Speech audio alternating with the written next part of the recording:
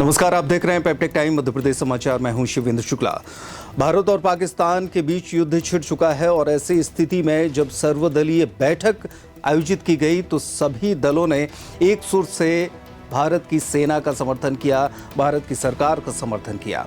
ऐसे में आखिरकार AIMIM के प्रमुख असदुद्दीन ओवैसी का क्या कहना है? ऑपरेशन सिंदूर पर असदुद्दीन ओवैसी ने अपनी बात रखी और उन्होंने बताया कि आखिरकार ऑपरेशन सिंदूर का असली मकसद क्या है। साथ ही साथ उन्होंने चीन और तुर्की को भी चेतावनी दे डाली।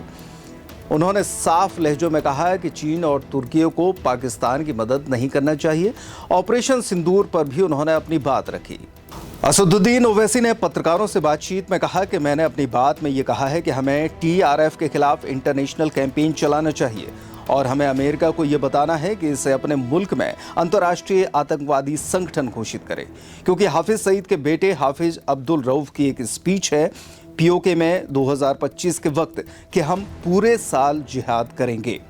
ये लोग जिहाद का नाम लेकर भारत में कत्ल करना चाहते हैं और आतंक मचाना चाहते हैं।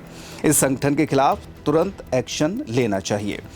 ओवैसी ने पाकिस्तान को भी जमकर लताड़ा। उन्होंने कहा कि हमने कहा है कि पाकिस्तान को FATF ग्रुप में डाला जाए।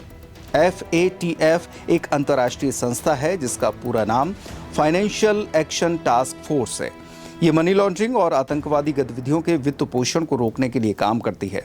ओवैसी ने कहा कि हम UK सरकार से भी रिक्वेस्ट करेंगे कि TRF को बैन करें। ओवैसी ने कहा कि भारत के पास सुनहरा मौका है। इस वक्त अंतर्राष्ट्रीय स्तर पर पाकिस्तान को बेनकाब किया जाए। मेरे नज़र में ऑपरेशन सिंदूर का असली मकसद ये है कि मुरीद के और बहावलपुर में अटैक हुआ है। हमें ये समझने की ज़रूरत है कि यहाँ अटैक करना हमारी सबसे बड़ी उपलब्धि है। यहाँ आतंकियों की ट्रेनिंग की जाती थी। हमारी सेना ने इसे पूरी तरह तबाह कर दिया है।